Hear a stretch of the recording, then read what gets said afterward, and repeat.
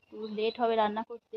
তো আজকে দেখতে পাচ্ছেন এখানে রয়েছে পটলগুলো দিয়ে দিই ডাঁটার মধ্যে, একটু সবজিটা একটু বেশি হবে। এই দেখুন আমি ডাঁটাগুলো কেটে নিয়েছি, দিয়ে দিচ্ছে আদা রসুনটা, মাংসের মশলাগুলো বেটে। তো এবার এটাকে মধ্যে মাখবো। তো এই দেখতে পাচ্ছেন মাংসটা থেকে তেল ছেড়ে দিয়ে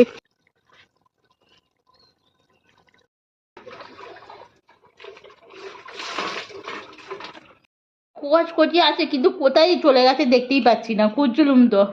সকালে সোনার রবি পূব দিকে ওঠে, পাখি ডাকে বায়ু বয়, নানা ফুল ফোটে। তো নমস্কার, কেমন আছেন সবাই? সঞ্চিতার ডেলি লাইফস্টাইল ব্লগে সবাইকে অনেক অনেক স্বাগত। আর আমি সঞ্চিতা চলে এসেছি আপনাদের কাছে একটা ডেলি লাইফস্টাইল ব্লগ নিয়ে।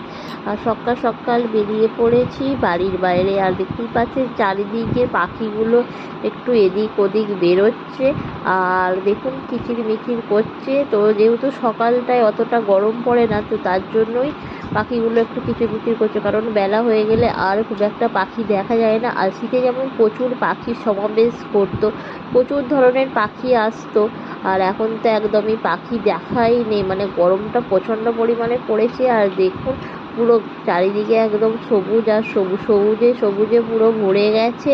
আর এই যে গাছের ফুল ফুটেছে দেখতে পাচ্ছেন, গরমকালে যেহেতু এই ফুলগুলো হয়, আর পুরো গাছ ভর্তি ফুল ফুটেছে, দেখতে জাস্ট দারুণ লাগছে। এই দেখুন জবা ফুলটা।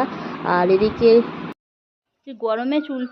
শুভ সকাল বন্ধুরা, সবাই কেমন আছো? আশা করছি সবাই ভালো আছো। আর এই সকাল সকাল প্রায় 8টা সাড়ে 8টা বাজতে চললো, আর সকাল সকাল চলে এসেছি রান্না নিয়ে। আর আজকে যেহেতু রবিবার, তো একটু লেট হবে রান্না করতে। তো আজকে দেখতে পাচ্ছেন এখানে রয়েছে পটল, টমেটো, ডাঁটা, আর সাথে আলু দিয়ে একটা সবজি বানাবো। আর এদিকে বাজার থেকে নিয়ে আসা হয়েছে চিকেন। তো আজকে বানানো হবে চিকেন কষা আর এই ডাঁটা আলু দিয়ে একটা সবজি। তো চলুন প্রথমে আমি সবজিগুলো কেটে নিই।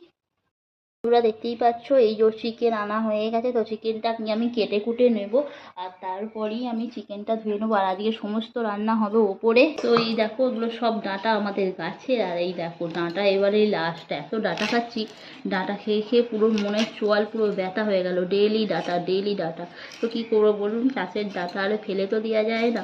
তো তার জন্যই ডাঁটাগুলো খেয়ে নিচ্ছি, কারণ এখন তো সিজন আছে, আর যখন অফ সিজন হবে তখন তো আর পাওয়া যাবে না, তখন তো বাজার থেকে কিনতে হবে, আর অত স্বাদও ভালো থাকবে না, তাই না? আর সেই জন্যই ডাঁটাটাও খেয়ে নিচ্ছি। আর এদিকে আমিও ডাঁটা খেতে ভালোবাসি, আমাদের ঠাকুমাও ডাঁটা খেতে ভালোবাসে, সাথে আমাদের বাবাও ডাঁটা খায়। তারপর কেউ আর ডাঁটা খেতে অতটা পছন্দও করে না। তো চলুন এখন ডাঁটাগুলো ছাড়িয়ে নিই। আর এই দেখুন ডাঁটাগুলো আমি ছাড়াচ্ছি। তো এইভাবে আঁশ তুলতে ডাঁটা